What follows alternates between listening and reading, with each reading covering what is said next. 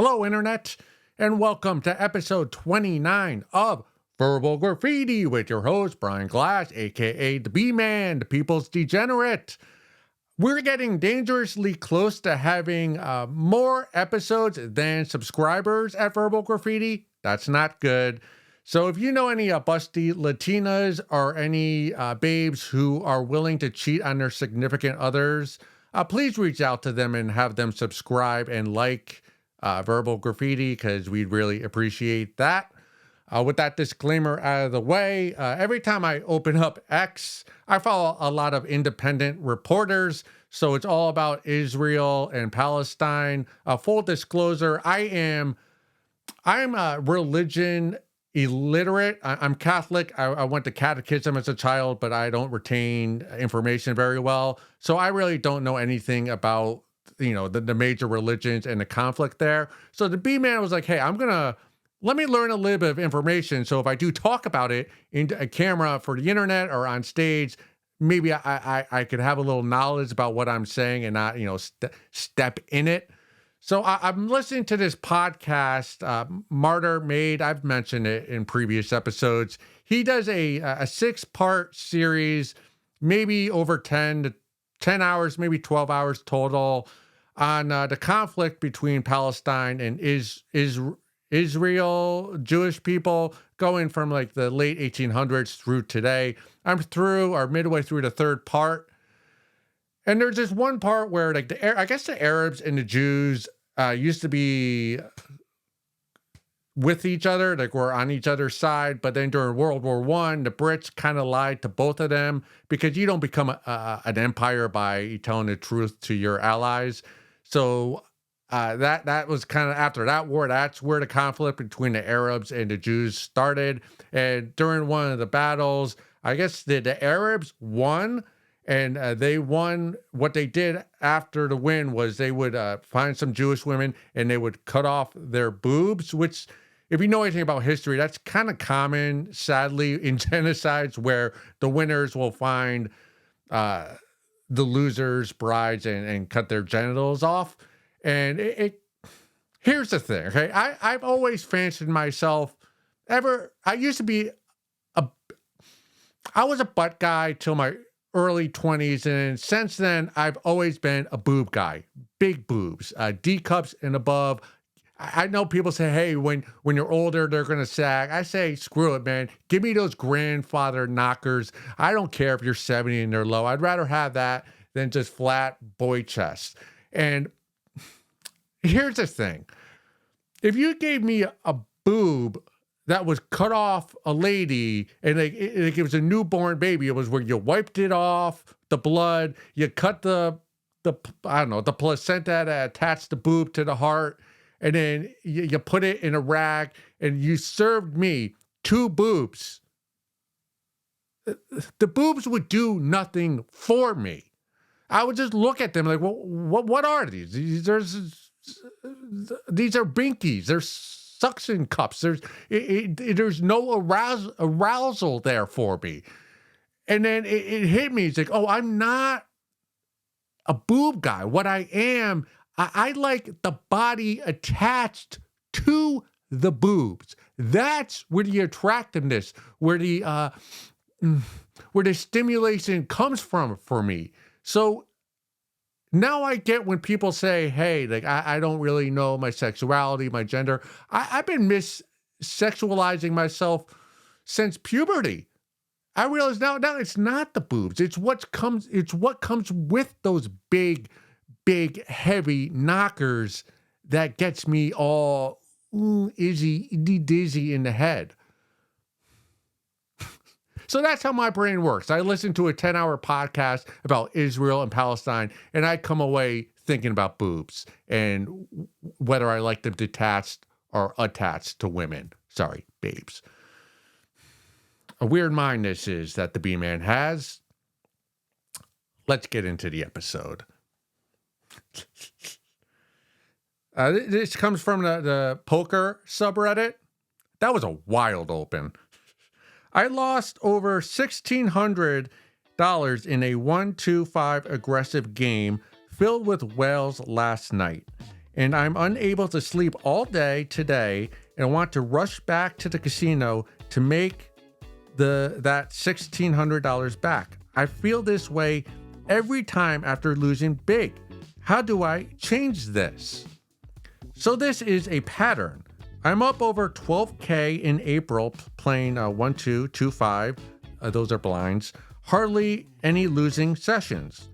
But last night I lost 1,600. Ouch.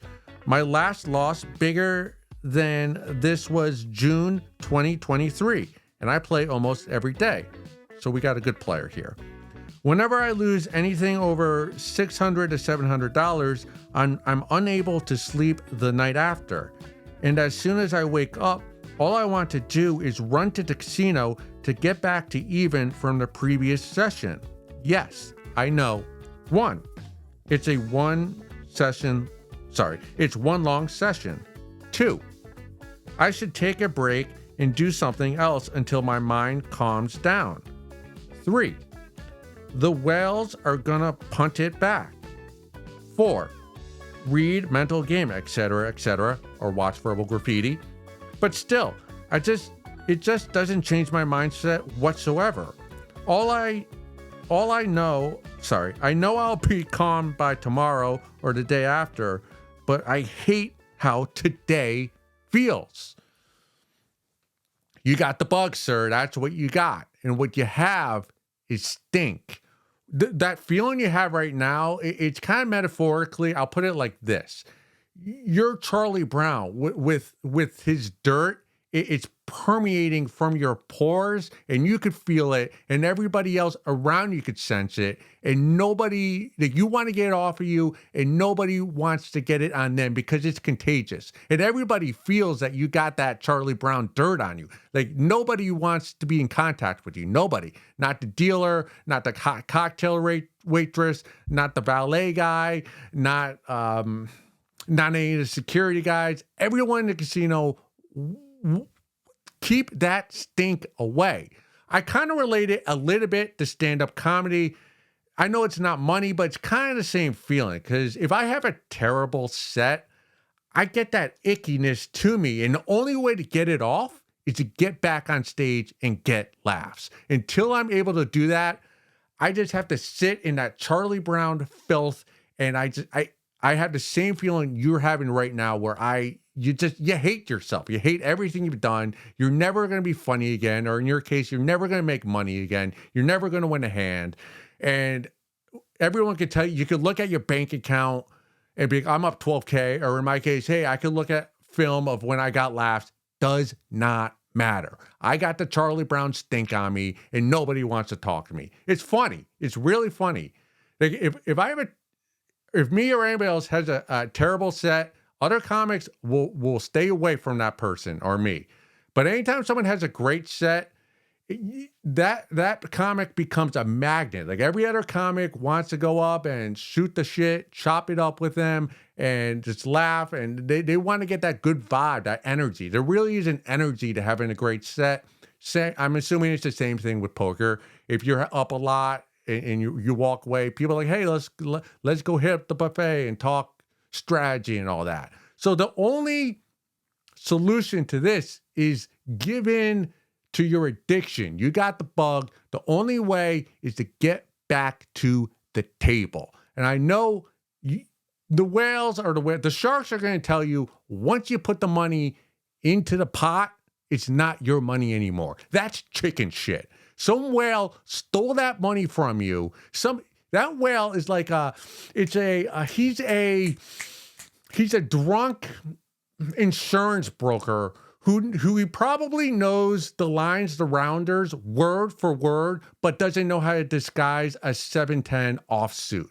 And what you got to do is get back to that table and beat him because the whales are there and they're there for your taking. So here's what you do. Fuck writing a post on Reddit. Go back. If it's midnight, go back to that casino. Go back to the felt. Put down a couple $1,000 and get in that 1-2 game. Unless you do that and you lose again.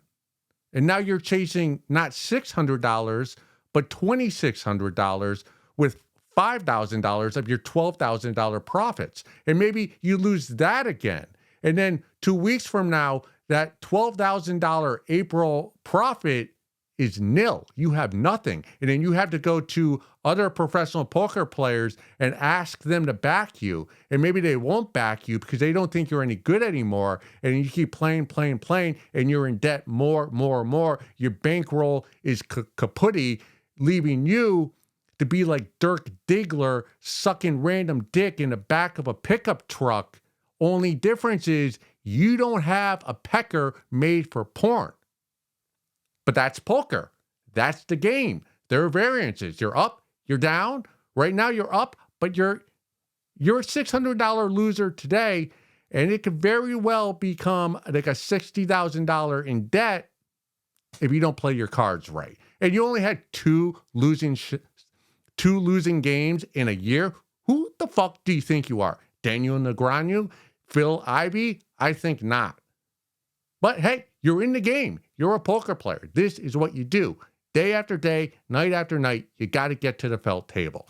So my advice to you as a poker player is to hit the vape pen, get a massage on the shoulders from one of those masseuses in the casino, cheat on your girlfriend to clear your mind or get your mind elsewhere, get back to the table, and go get the money from those whales that stole that $600 from you. Here's a few photos.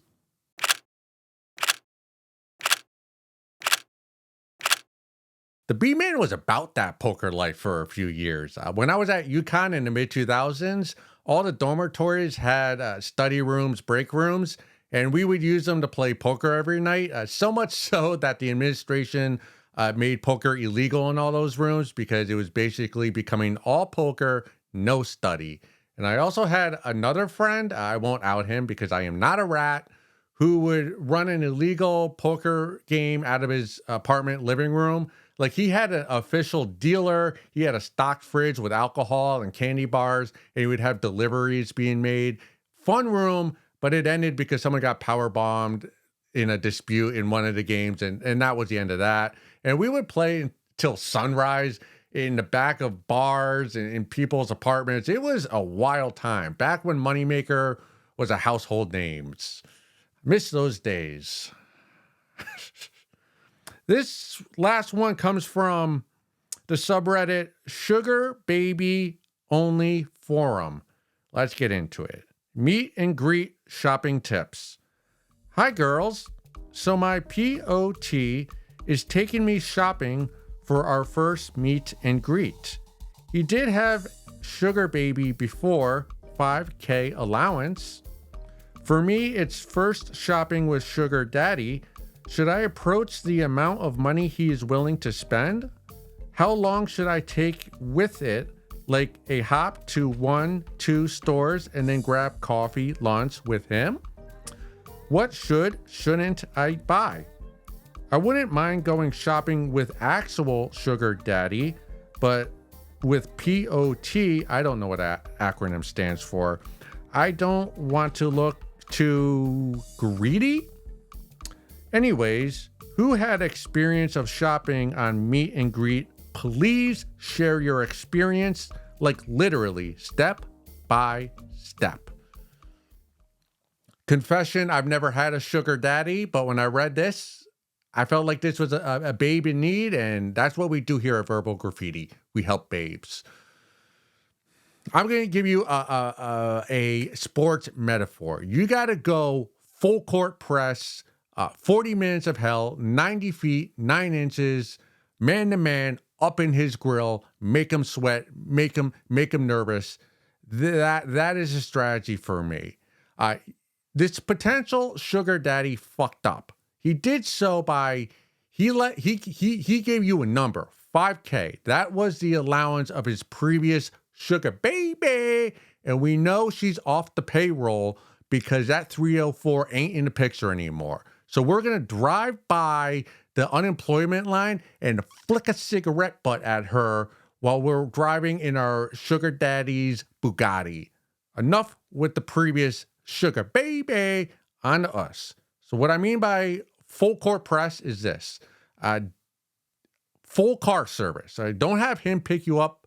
Have a car service pick you up, and not an Uber with some Indian or unemployed teacher driver. I want a black car Escalade with the tinted windows, the ones the politicians have. We're making a carbon footprint with this shopping expedition, and it's not a trip, it's an expedition. So I'm doing math. His previous sugar baby had $5,000 allowance. I'm assuming that's per month.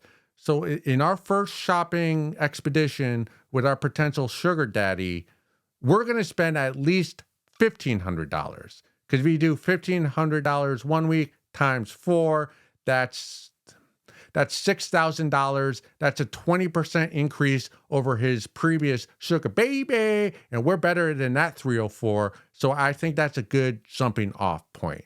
Now, here's a question the B-Man has for you, the potential sugar baby. What makes your uterus pulsate? Is it handbags? Is it shoes? Is it lingerie? Is it perfume? Is it bathing suits? Is it leather? Whatever it is, that's where we're going when we go to the mall. We're not going to stop at the pretzel maker and stuff ourselves with carbs and fall in love. No. Just bypass that and go straight to whatever the store that is. Let's say it's Louis Vuitton. Don't put around with the sales associate. Do your research before we go on our shopping expedition. Know what it is you want and walk in there like you're Beyonce, the boss bitch. You don't put around with the sales associate. You tell her what you want, what size, what color, and you want it gift wrapped. And make sure you save the receipt in case it doesn't work out with our potential sugar daddy. That way you can resell it on eBay or Etsy or wherever you sell Louis Vuitton handbags. So let's say you're spending, I don't know, $1,200 on a Louis Vuitton handbag. I don't know the prices. Let's just play along with me. This is just a game here. So you spend $1,200 at Louis Vuitton, then you go buy a cheap bracelet at another store. I don't know anything about bracelets, but let's say you spend $75 on that. That way, you do that like that pull and tug, that classic PUA, pickup artist strategy. Pull, tug. You pull out his emotion, so he doesn't know what he's getting from you. Like one store, he's dropping $1,500. The next store, he's buying some cheap plastic made in China bracelet. You're gonna have his mind combobbled, and that's how we fish in that sugar daddy and take him for everything he's worth. Another thing I forgot to mention: when you're in the Louis Vuitton and you pick out the handbag and you go to the cash register, pay attention to how he reacts. All right, when you're throwing that fastball, that handbag, does he miss it and get a strike, or does he spit on it with his Amex card and drop it down like it's nothing, and he's willing to pay with it with a smile? Because if he's willing to smile, he's willing to dance, and then that's a potential fish that we can reel in and take him for everything he's worth and make his wife angry and cause a dispute there. I've never been a sugar baby, so to any sugar babies who are watching, do you concur with my strategy, or am I completely off base? I think it's good. Don't fuck around. Spend more than his previous sugar baby. Let him know you're the boss bitch and that he needs to keep you around and drive you in his Bugatti. I have a bonus one if I can find it. This one will be quick, I promise. Last subreddit comes from Child Free subreddit. To honor my last day of fertility, what are your plans now that you've decided not to have kids? Mine include, firstly, paying off this surgery, nice, then my student loans, bad, and maybe travel the world. Who knows? Now that I'm about to lose the ability to have kids, I need inspiration. Tell me your plans and goals.